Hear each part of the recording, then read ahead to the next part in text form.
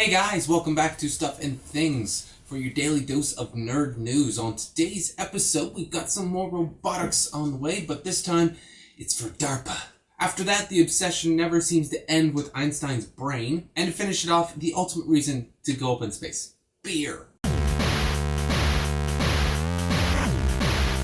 So first up for today, we do have some bigger robots than what I talked about yesterday. Boston Dynamics are showing off two of the models they're developing for the DARPA Robotics Challenge that's coming up in December, which along with the obvious nerd cred will also net the company $2 million, along with probably ridiculously long-term contracts with the government. Of the two, first one they showed off was Atlas, which basically looks like a T-800 prototype if I've ever seen one. It's bipedal, like a human, and it can traverse pretty rough terrain. They showed it moving over blocks and over jumbled terrain and everything. It was actually kind of cool. If you've seen Japanese robots trying to do the same thing, those things can barely handle stairs.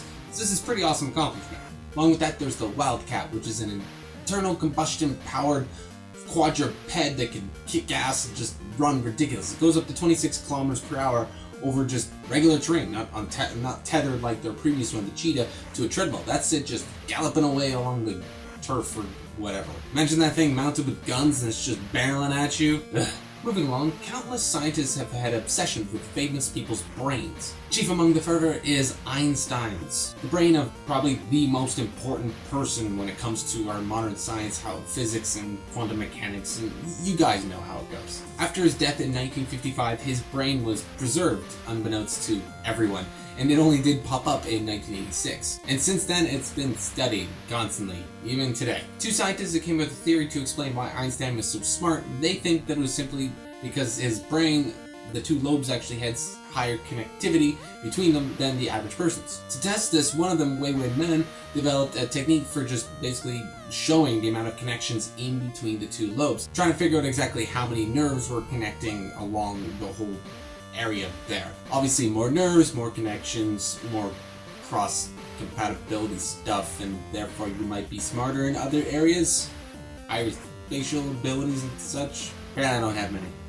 So they compared photos taken in 2012 with a bunch of samples of older men and then also men at the age of 26, which is apparently the golden era. So apparently in 1905, that's when he published like 4 papers and it was all the good stuff. And guess what? It seems Einstein's brain actually did have more neural connections along the pathway in certain areas. Now what those certain areas pertain to, didn't really get into that, but clearly it means something. I mean, if he has something higher in one way, then other people don't. Still, it's kind of silly to constantly obsess with the guy's brain. I mean, move on, guys. There's plenty of other smart people out there. Analyze their brains.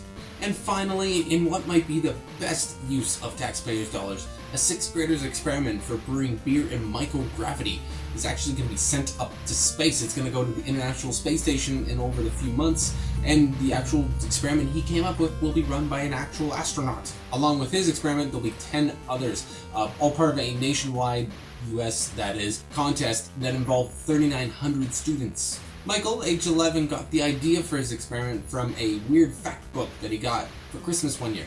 Sounds a lot like my childhood. He read in there that during the Middle Ages, the water was kind of not necessarily that great to drink, so they brewed beer, and of course, wine. Also, Romans were famous for that. So he figures part of his proposal is that beer could be used as a backup, like an emergency ration for hydration and just medical use. Which makes perfect sense because we've seen in space all types of bacteria, salmonella, everything grows at ridiculous rates in microgravity. Only stands to reason we should bring some alcohol up to balance things out. And hey, I'm sure space travel, with all the weird complications it runs into, would be freaking amazing if you'd just be buzzed all the time. That's it for today, guys, but what I'd really love to know from you is what type of beer would you love to be brewed up on the ISS? Do you want a porter? Do you want a nice stout? Do you want like an Irish ale?